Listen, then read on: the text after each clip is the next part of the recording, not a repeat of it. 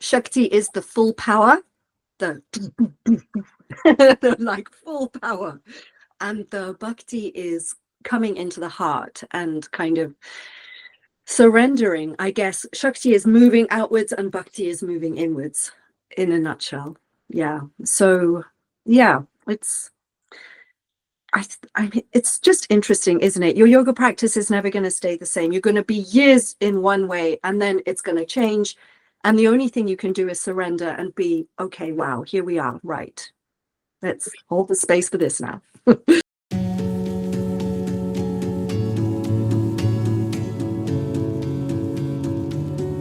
Hey, hey, hey, wherever you are in the world, welcome to another episode of this beautiful podcast, Kundalini Awakening. And today I've got Gemma on the line. I was looking through beautiful or original ways of writing about Kundalini Yoga. And there was this one website that just popped up all the time. And even a colleague of mine said, you know, there's this yogi gems that just pops up all the time on blogs about Kundalini yoga. So I really got curious and I read a few of them and I said, wow, this is a very interesting personality. And finally today, I've got the pleasure to get Gemma on the line. Thank you very much for being here. Satnam, it's such an honor and a deep pleasure to be here. So thank you for asking me. Yes. I read a bit of about you, and you were born in Iran, grew up in Zimbabwe, lived in South Africa, Japan, France, India, and London. Tell us a bit about before Kundalini, maybe, and maybe it was already there, but hey, you've been quite a world traveler. Yeah, well, most of the growing up time was in Zimbabwe, so in the capital city there.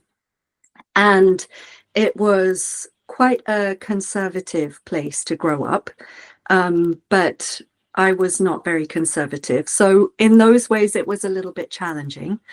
And then, yeah, from there, I went to university in South Africa and went to Japan. And I was teaching English in Japan. So I guess there was like my first little glimmer of teaching. And I learned Japanese while I was there. And when I left Japan after that 1 year of teaching, I decided to become a cabin crew for Japan Airlines. And that was amazing because we're traveling the world. But it was exhausting because it's from Europe and Japan, Australia, India. It was a lot of travel. And the jet lag was insane, extraordinary jet lag, jet lag is a strange beast. It's very discombobulating. It takes you out of time zones and out of your physical body in a way. It's a very strange experience, as you will know if you've traveled time zones.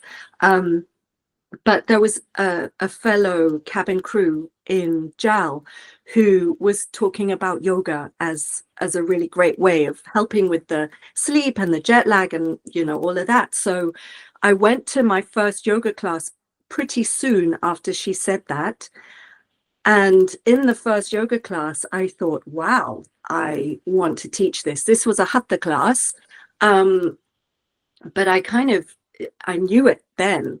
That this is what I wanted to do.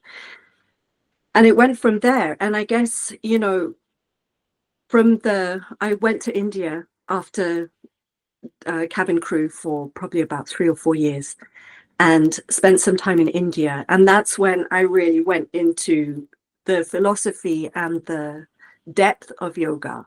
I mean, with India, when you're there, she herself is such an incredible teacher. And when you land, all you can do is surrender. I mean, I lost my passport when I arrived, but there's nothing you can do. You just have to surrender deeply to her and deeply to the experience of it. And when, you know, for us and me who like to kind of have things in the head and, you know, very mindy and rational and everything has an explanation, it's pretty hard to jump down into this space of surrender and letting be. But yeah, wow, it was an incredible initiation of sorts. Wow. How long were you in India? For that time, 9 months. And it was most of it in the mountains, in the beautiful Himalayas, which is just an extraordinary place. It's where Shiva lives. So he's the Adi yogi. He is the first yogi, And at that time, I obviously didn't, I was still pretty new to yoga. So I didn't really connect with that aspect. But I took a bus up into the mountains and I looked out of the window. It was an overnight bus. And we're just starting to go up and up. And I thought, wow, God exists. Here is God. It was quite a revelation in that little bus, exhausted after a night of traveling. But yeah. And were you born religious or atheistic, or before you met yoga? No religion at all. I mean, interested in different traditions, of course, but there was no practice in my family. So yeah, that, I guess in a way that is a blessing, to be able to look at different traditions with less of a leaning one way or the other. But yeah, being able to embrace it with an open heart and an open mind. Yeah. And can I ask, what was the reason you wanted to land into India after those years of flying? So I went to Delhi as one of the places that the airline flew to.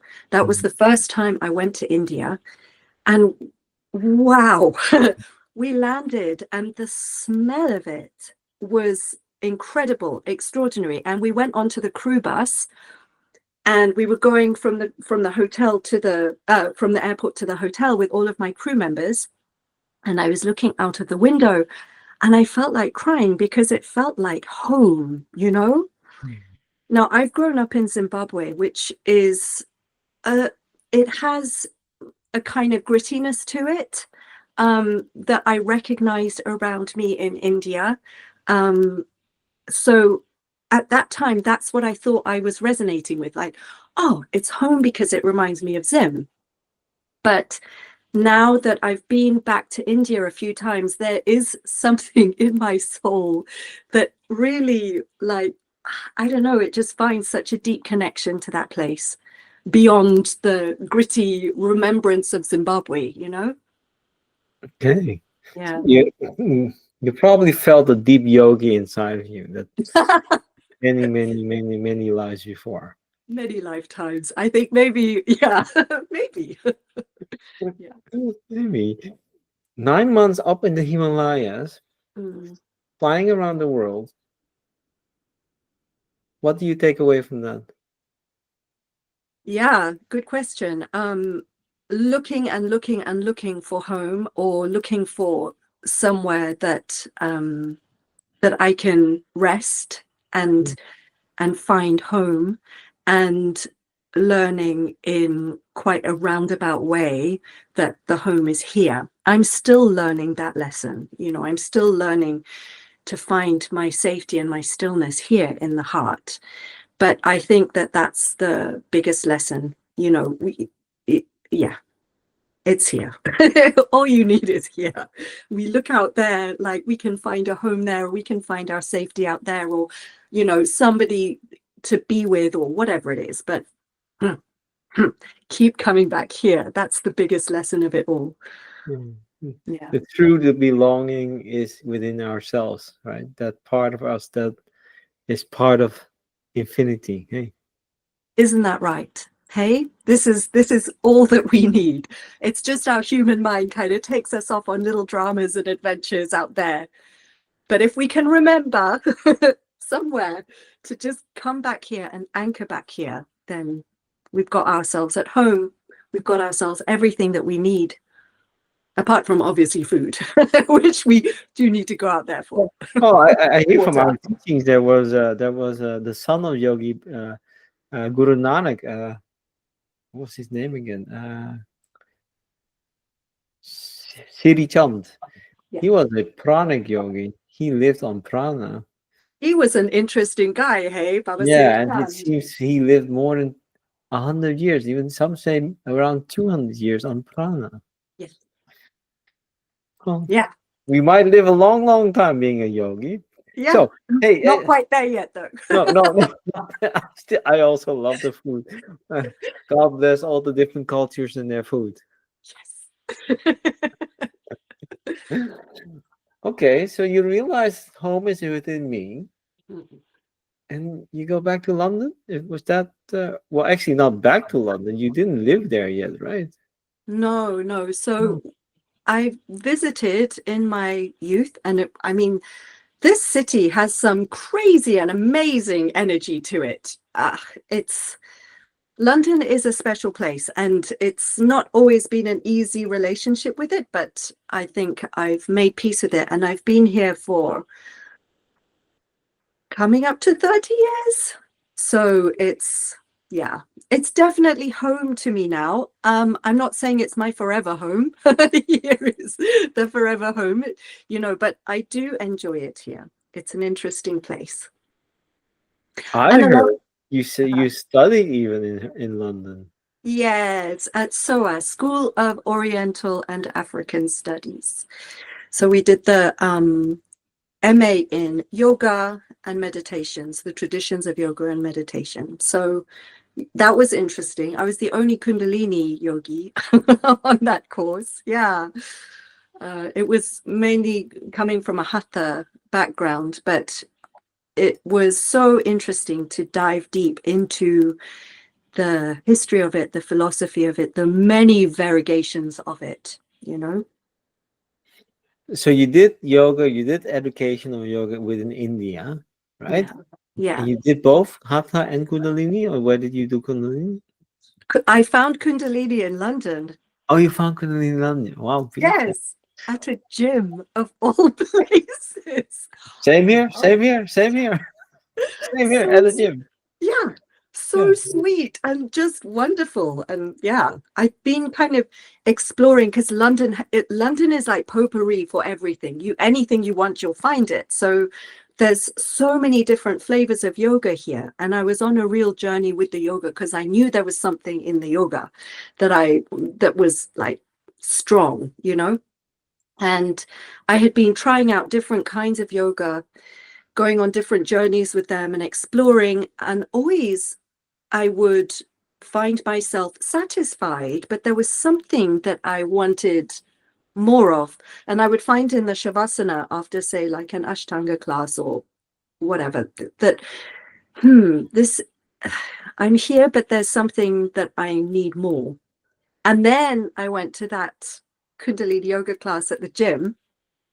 And of course, I'd come across Kundalini, the word Kundalini in my Hatha teacher training. So you're thinking, okay, yeah, it's such a tiny thing in the Hatha teacher training. It doesn't, it's kind of pushed under the carpet. But here it was, Kundalini yoga. Okay, let's go and see. And oh wow, the mantra was there, the eyes closed, so it's an internal experience, and it's less about the bendy wendy, which is beautiful, but it just took me very deep into an experience of myself, which I think was in that first class. I thought, wow, this is it. This is what I've been looking for in all those shavasanas previously. You came home, didn't you? That's it, exactly. Yeah. So many people on this podcast, they say the same. I had Yeah. the same. I went biking home, like I was chanting. Like never ever did I chant or happily made any sound after any yoga class. Wow, you were cycling home and you were chanting from Yeah, the I sung. Yeah, oh, I just felt like singing, chanting. I was never so happy. The first that's time. special stuff, this Kundalini yoga, I have Yeah, to say. it is. It is. It is. Yeah, Wow. yeah. So you did the training in the yoga, but you also did the soas. What's the Yeah. difference? Oh, it was a very interesting thing, right? Because your yoga is very right brain. There's a lot of trust in your yoga practice. You are experiencing, it's embodied, and it's you're going deep into the journey of it, and a deep physical experience and a subtle experience. And then the MA was all about here, right? It's all mind, it's all left brain. It's like logical study, back up, proof, really. It's like the two hemispheres of the brain in one practice that you've got there. So you kind of completed your experience with cognitive knowledge of the yoga. I mean, completed is maybe a strong word. It goes on and on and on. But yeah, it was very interesting. I mean, what I learned from that master's program was we know nothing about yoga. We can we can only know very little about yoga, because those tantras and the hatha texts that come to us from the medieval India, they were all so encoded in mystery and magic and symbolism. And it was all about the guru shishya relationship. So it was the disciple and the teacher, and the teacher would would download the information, and it was so much more than the text that we have today. The texts we have today are just scraps, almost meaningless. We can there's Abhinavagupta, he was a big Kundalini yogi from early on, and he said, without the teacher, without the guru to pass the wisdom, these texts are completely meaningless. They, without the experience of them or the deeper understanding, you've got no chance. So what chance do we have? Because we get now these texts and we've got no guru to teach us. We've got no guru shishya relationship to sink into. So the only thing we have is really our own experience, and what we kind of, if we follow the heart, and we follow the heart to where we need to be to learn whatever it is we need to learn, that's really the only thing we've got now in this Kali Yuga, really challenging time of, yeah. You're calling out Kali Yuga. What is that for you? It's the time that we're in now. I mean, so in Hindu cosmology, there's great cycles of time, and the golden age is Satyug, which is the truth. That's your everyone's telepathic. You're in the heart, not there's no mind getting involved in it. The only thing the mind gets involved in is serving this, right? In serving the soul. And then you're kind of cycling down, and the the final one is Kali Yuga. It's the dark age, and that is where we are in now. Some people say that we've moved beyond that. We're kind of on our cycle up, but wherever you sit on that Hindu cosmology, we are still in that very challenging time.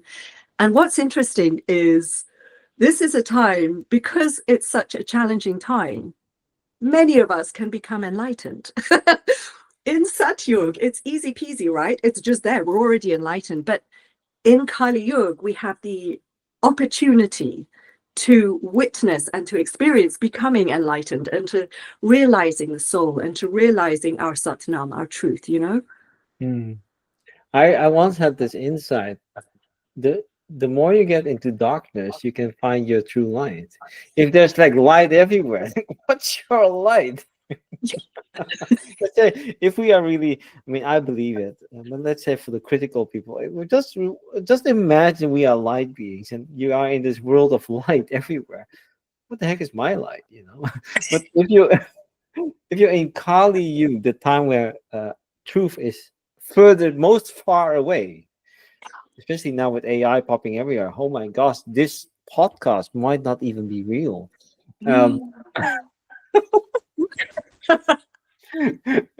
then in this darkness, we can find our light. That's how I have hope. Like, oh, I can see my light in these ages, in these times. Okay. That's why I'm doing yoga, because I'm seeing my light.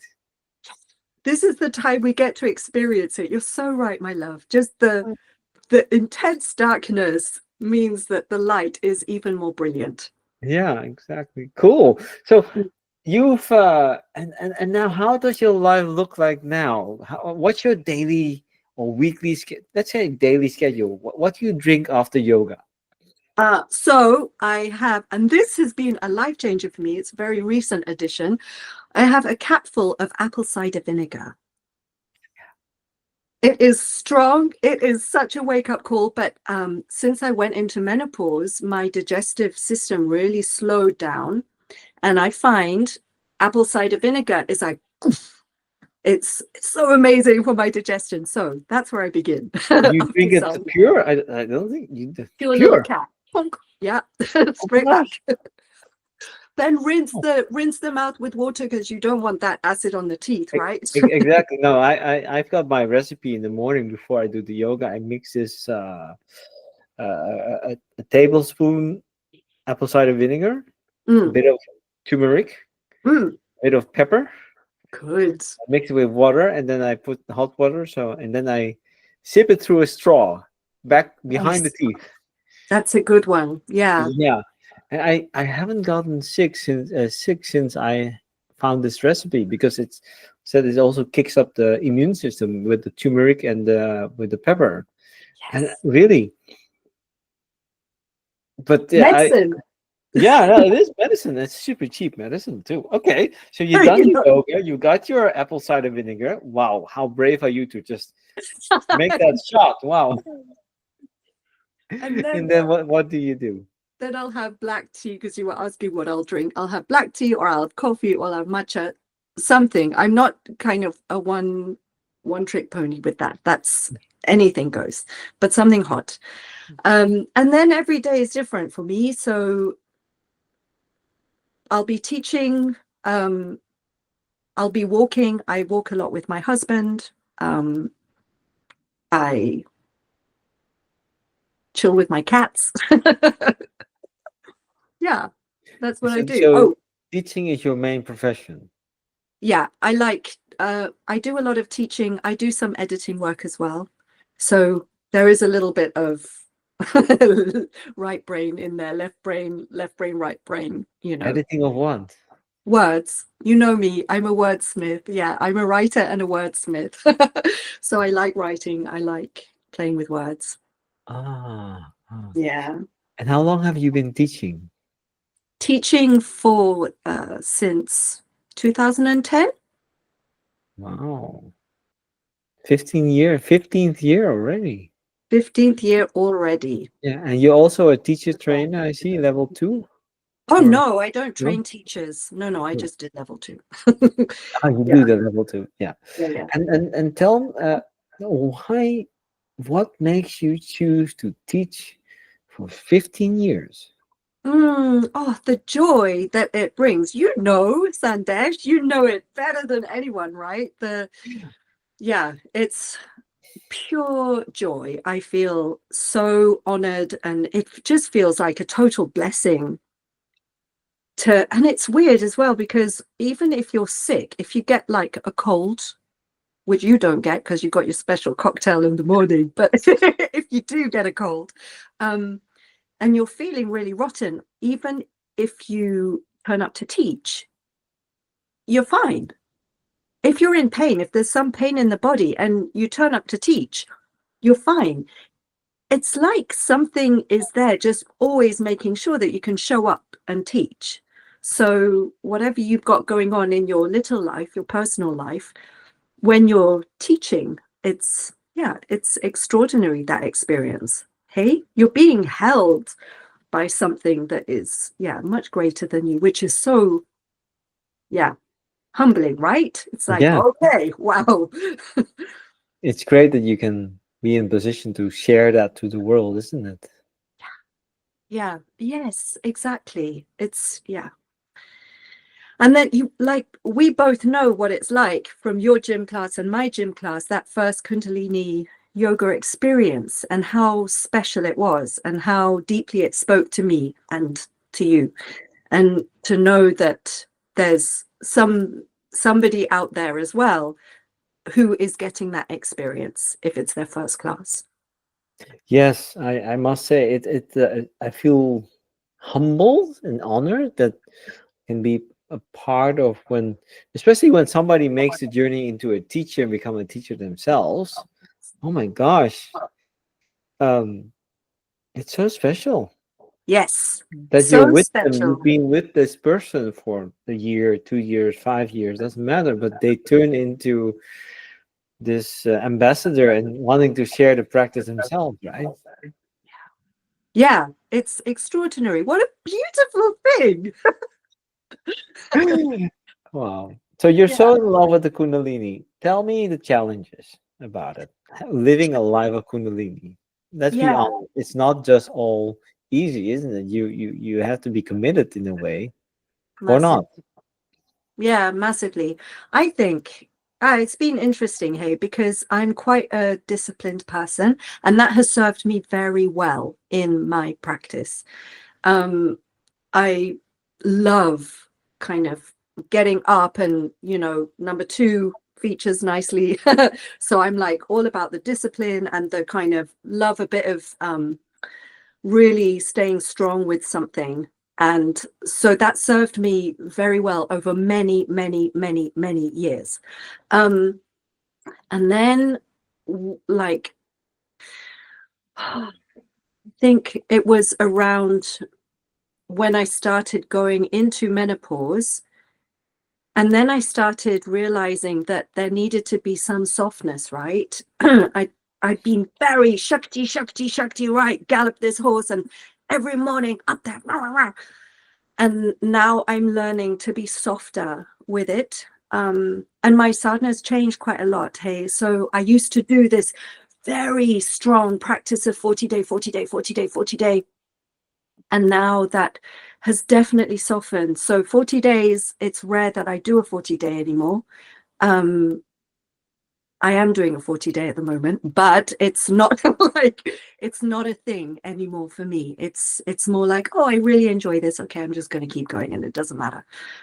So that's where I'm at with my practice now. But yeah, that it's been quite a journey to let go as well of the regimented thing, because Kundalini yoga serves that dedication and that aspect of me very well. Yeah. Yeah, I can understand what you're saying. I when I reflected to this commitment and discipline, which is very, very valuable to have, right? It Mm. kind of gives you the power to manifest because you can hold the space and commit to this practice, and it also helps us in life. When you can be committed to something. What I also realized was, hey, those yogis who were learning that, their lifetime was different. There was no Netflix, there was no phones, there were no 10 different messenger apps that could bump into you anytime they wanted. So it was kind of easy to hold a practice. These times are completely different. You have to be really this number two, the protective mind, the negative mind. You need to protect the space to hold your discipline, and it's a different game now. It's much more challenging to keep a practice up. So how Yes. do you um so you say Shakti, which is a lot of fire, commitment, discipline, and Mhm. now you're experiencing love. What's the balance? How to keep a balance? Yeah, it's a good question. And I think it's important to mention as well, the yogis of old who were imagining kind of like Adi Yogi, Shiva, and they're in their cave and they've got no distractions and they're up in the Himalayas. So they're, really high vibration anyway, holding their practice. Um, they are the dedicated yogis of old. We are householders. And I think we can comfortably lean back into that space of being a householder. So our sadhana is our family, or our sadhana is chilling with the cats, or, whatever. We have different sadhanas to those guys in the caves. And we hold that space for ourselves of sweetness and reconnection with this every morning with our sadhana, yoga sadhana. But I feel like yeah, this kind of coming to terms with, we are householders. We have many different plates to spin. We've got different ways that we need to show up in our life, and the yoga is a way to come home to ourselves every day. Thank God. A way to bless ourselves every day, and therefore bless others around us, because I think I'm a much better person having done yoga in the morning, you know. But yeah, I guess the bhakti for me, moving from the shakti to the bhakti, Which is, is the love, the moving there from are the kind of, many listeners might not know this concept, Shakti and Bhakti. That's why I ask. okay, shakti is the full power, the the like full power, and the bhakti is coming into the heart and kind of surrendering. I guess shakti is moving outwards and bhakti is moving inwards, in a nutshell. Yeah. So yeah, it's I mean, it's just interesting, isn't it? Your yoga practice is never going to stay the same. You're going to be years in one way, and then it's going to change. And the only thing you can do is surrender and be, okay, wow, here we are. Right. Let's hold the space for this now. You mentioned the word surrender not one or two times, a few times now. Ooh. Ooh, I want to dive into that. What has surrender meant for you in life? I mean, was was it before yoga? Was it during yoga? After? Tell us about surrender and you. Probably the first proper deep surrender was India, Mother India. She she kind of took me and shook any clinging, because we do, I like to hold on to, you know, security, and like many people, I'm sure. But so yeah, I think it's surrendering to life, the great guru of life, and whatever lessons are there for you, whatever jewels. They might not look like jewels in the moment, but they are jewels. You know. But yeah, surrendering to the dharma. So this podcast is karma to dharma. It's, that is the surrender, right? You're surrendering to what you were born here to do in this lifetime.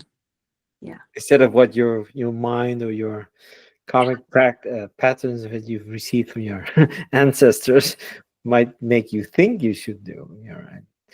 And what if you don't surrender? What if you don't surrender? Yeah, What if you don't surrender? yeah. According to you. Nothing. You're fine. You just don't surrender. I mean, it's not one way or the other, like right way or wrong way. You know, it's just whatever you are, whatever you're doing, is But fine. why would you surrender then? I would say probably the greatest surrender that we have as humans, or certainly that I have as a human, and maybe representing other humans, is dropping out of the thinking mind, which likes to analyze, likes to cling, likes to figure things out and know the whys and the hows and the whats. Like to And control.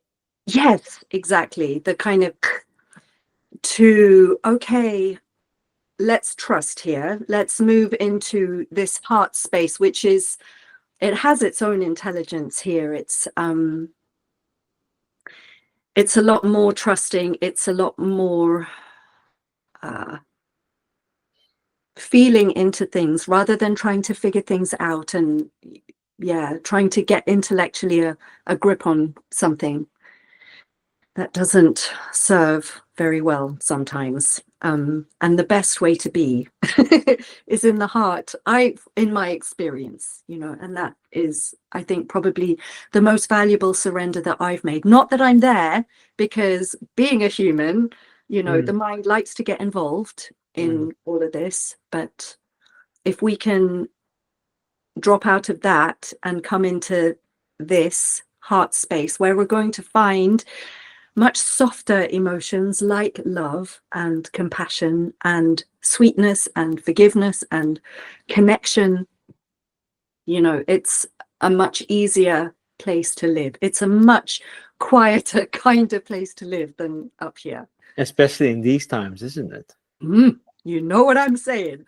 Yeah. And Oh. these times, yeah. When we were talking a little earlier and we were talking about, you know, all the social media and the Netflix and all of this, and there's a lot going on that is very mindy, and it seems to be getting more mindy. Perhaps this Mhm. is a sign of Kali Yuga, you know.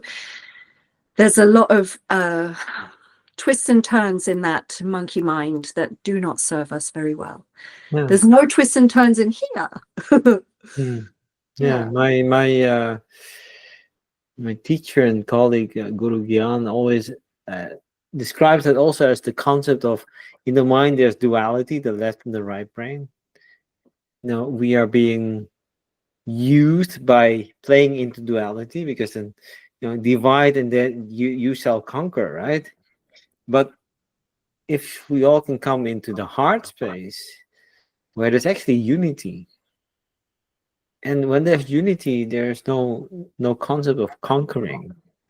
You don't need to conquer when there's unity, Yes. and that's so important now. Yeah, and it's and I think that's so beautiful. As you said, we know what it is to teach and share the teachings, because we help somebody to get back into that heart space. Yeah. I Mm. mean, it's a torch, isn't it, for these times? I feel if we could all learn to be here a lot more, um, yeah, the world would be a much sweeter kind of place. Mm. Mm. And any mission? We talk about dharma? Do you have, or are you just very much in the now and just bowing your head to whatever the guru of life is presenting you, or are you also feeling some greater path after many years of dedicated practice? Um, I think that I think that's exactly it. You know, when you start thinking about what am I here for, then your mind is going to get involved with, Mm. okay, right, we've got this mission, we're going to do this, and we're going to, yeah, we're going to hold the space for this. And I know that very well. Like my mind can do that very well. Mm.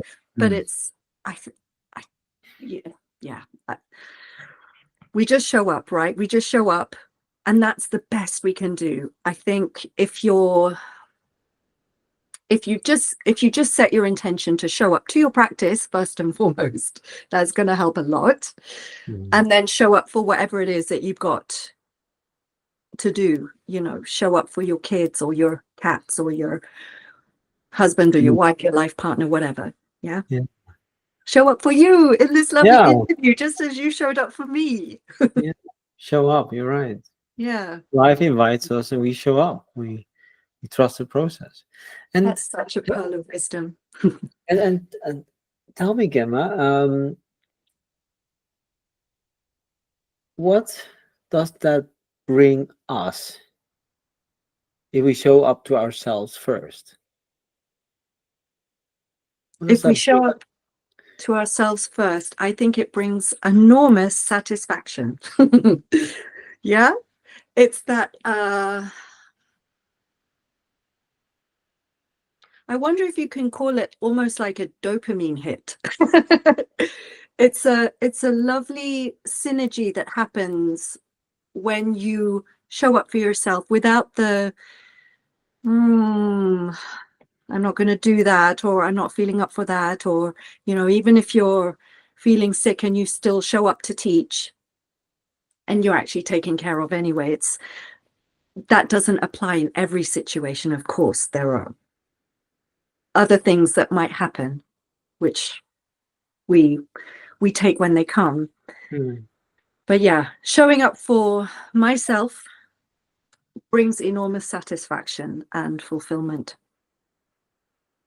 It's the best we can do, really. It Yeah, really is. and it's great when you've done that early in the morning already, right? Okay, 9 o'clock. I'm already satisfied. What else? We're done. We can kick back now. Exactly, exactly. I think that's one of the most beautiful things is either you can step into the day and say, okay, I'm gonna have to find something to satisfy myself today. Or you can step into the day and say, I'm satisfied. Yeah. Oh, you're so right. tick that box Yeah, before the sun has even come up, and you're so fine. cool. Oh wow. Pure And joy. and you teach morning class, afternoon classes, evening classes. How are your teachings going? Tell us about teaching. Teaching is so much fun and so rewarding and just such a gift. You learn as well as your students. So every day is different. I have private clients, mainly private classes that I teach, some companies that I teach, sometimes in person in London, sometimes online. So it's all different.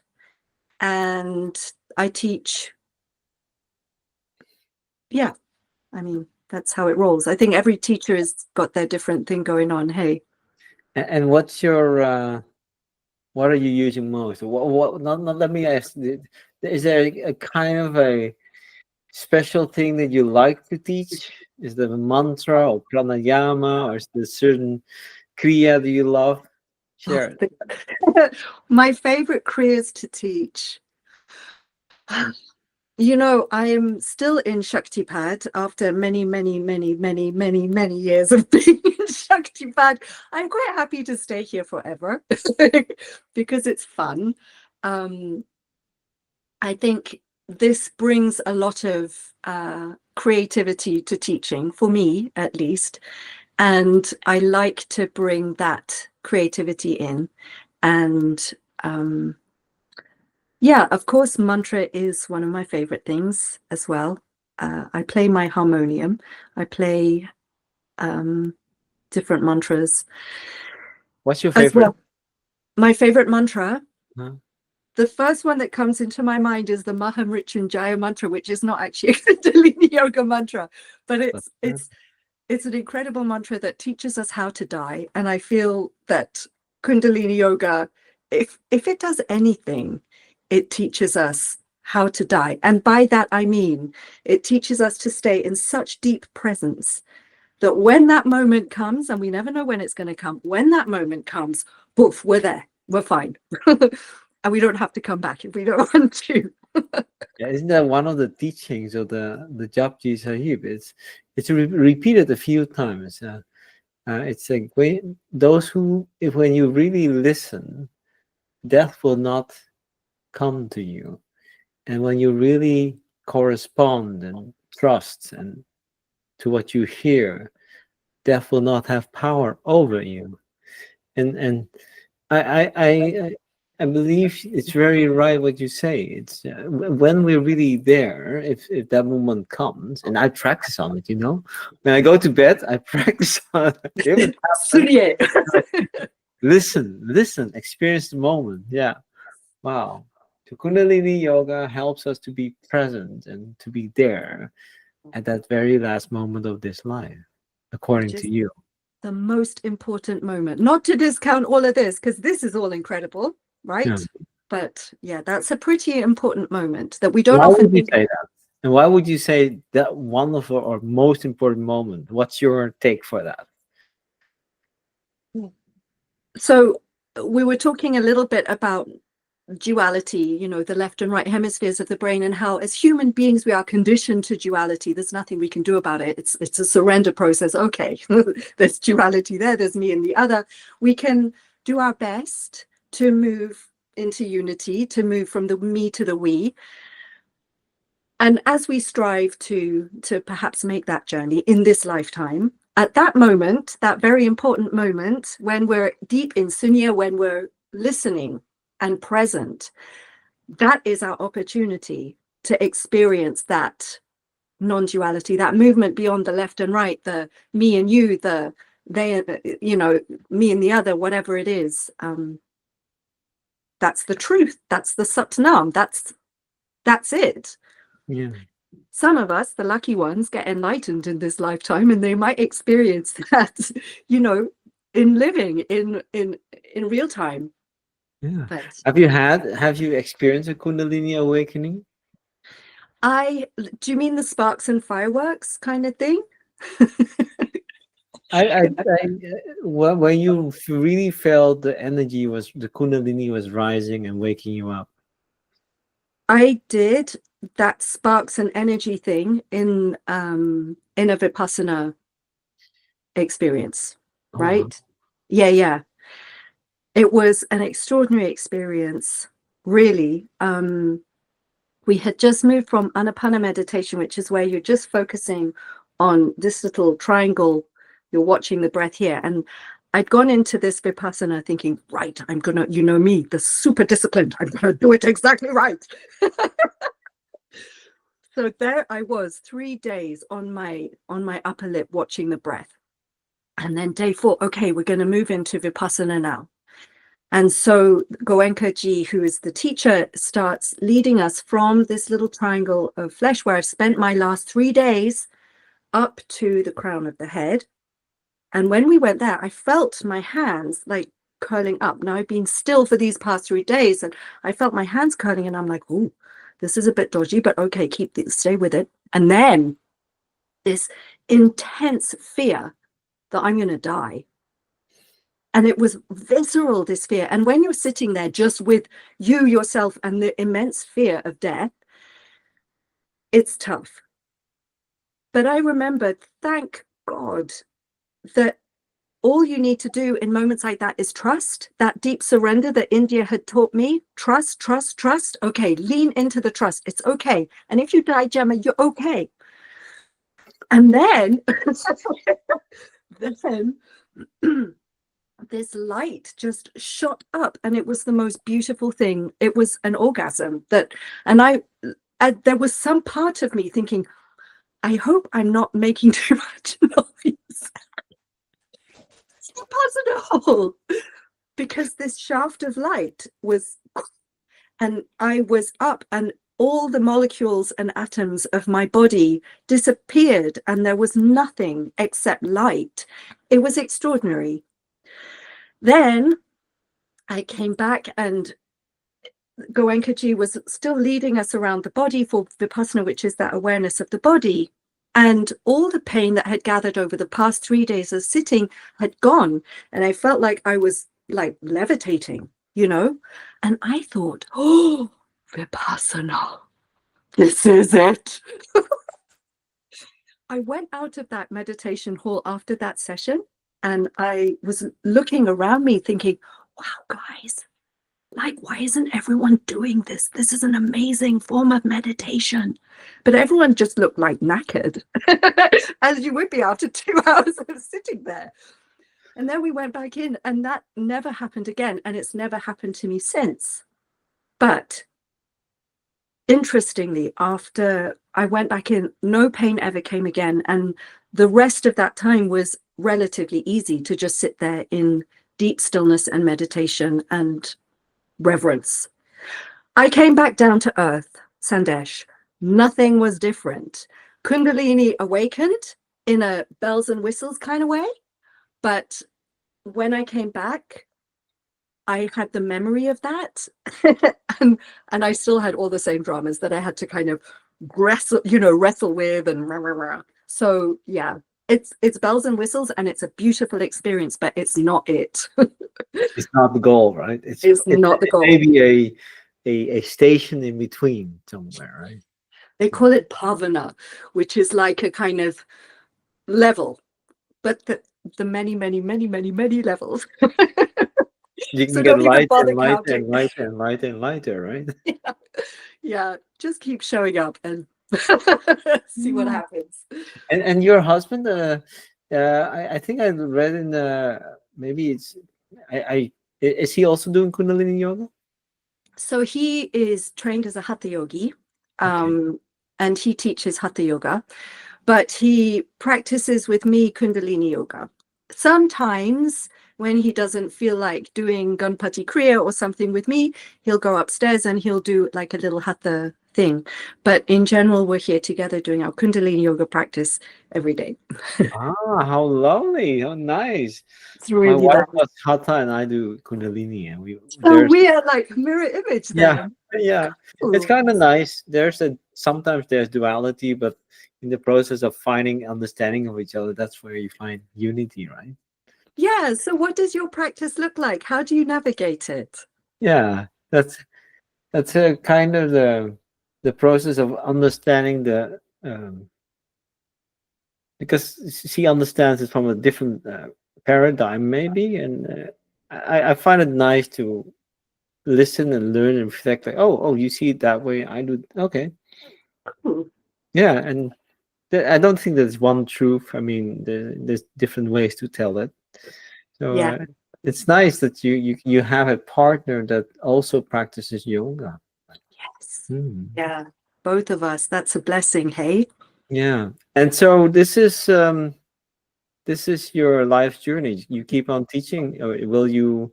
Um, you said you didn't do teacher training. You want to teach people in their household lives. Is that Yeah. your main occupation? Definitely. Yeah. I looked into developing a teacher training, but I realized that there are so many brilliant teacher trainings, and you guys do an amazing teacher training too. So, meh, no need.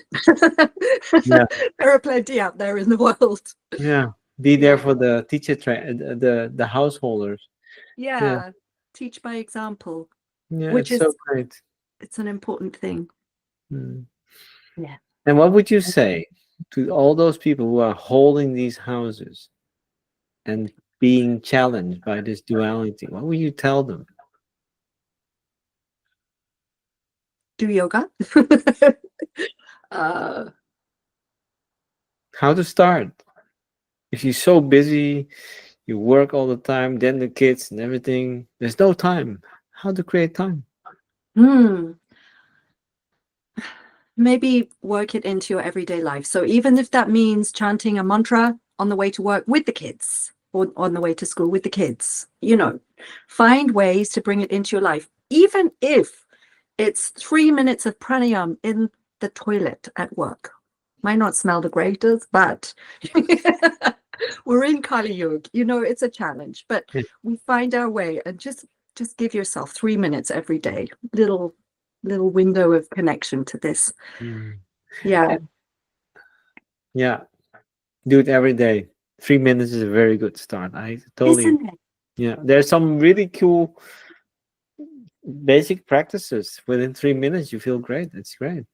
Yes. It's like a miracle. And um, if they want to find you in London, how can they find you?